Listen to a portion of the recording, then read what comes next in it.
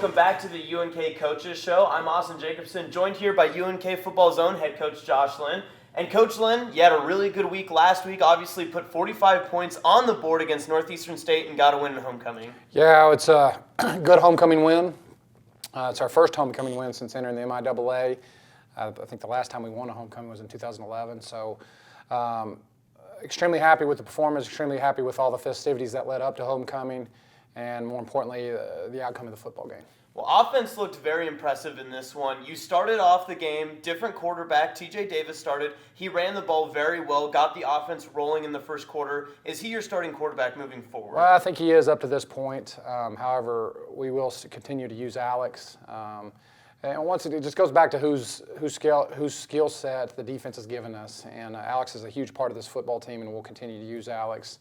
But as we move forward, TJ will continue to start at least this game. And he wasn't the only guy running the ball. David Goodwin, Darius Webb got back into their normal track of running, and Dayton Seeley had a couple of big runs as well. Sure, all three, and that's the thing about us. We're running back by committee, and all three young men had good games. Another one that had a good game that doesn't get a lot of carries or hardly any carries is Garrett Meyer out of Omaha, and he came in the second half and was a 100-yard rusher, and he did some good things. And it wasn't just an offensive day for you guys. Defensively, you saw a lot of improvements. What did you want to see improve from the Pittsburgh State game to here, and what are you hoping to see continue throughout the season? Well, I think we did a good job of eliminating big plays in the pass game.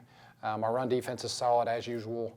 We put it on our defensive backs to eliminate big plays, and we got pressure to the quarterback. That always helps. And moving on to this next week, you're facing Lincoln. Again, a similar opponent, not a lot of wins in their win column. They're 0-5 so far this year. How do you prepare your coaching staff and the players going up against a winless opponent? Well, I mean, the Lincoln team, I believe, is a little bit better than the Northeast team. They're extremely athletic, and they do have big play potential. Their running back is also leading the league in rushing, so that's going to be a task for us. So we just got to go out and we've got to prepare every game like we got to prepare each game like we're preparing for just any other opponent. So another thing, this is our longest trip on the year in regards to going to Jefferson City. It's about 8 hours away on a bus, and so we have to prepare and get our minds ready to do that.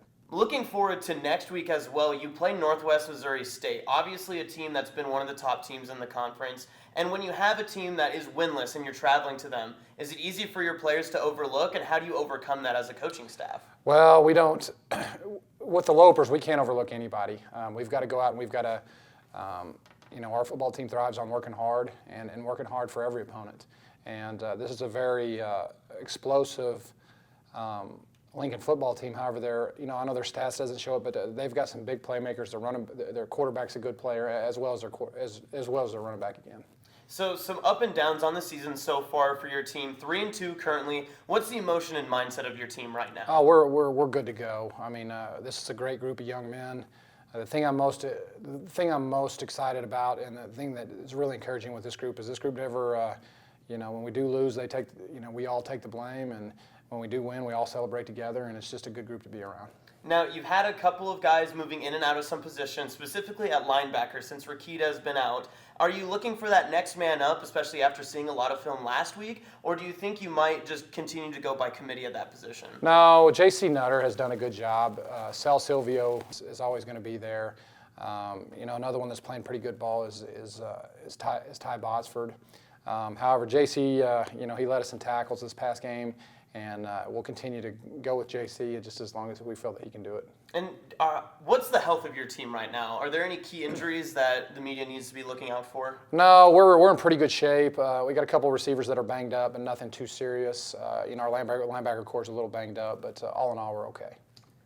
Well, that's going to be all for our UNK Coaches Show. Coach Lynn, thanks again for joining us today. I'm Austin Jacobson. For everyone on the Coaches Show team, including Ashley Glazer, Ford Clark, and Manny, our producers, we'd like to thank you again for watching another edition of the UNK Coaches Show. We'll be back next time.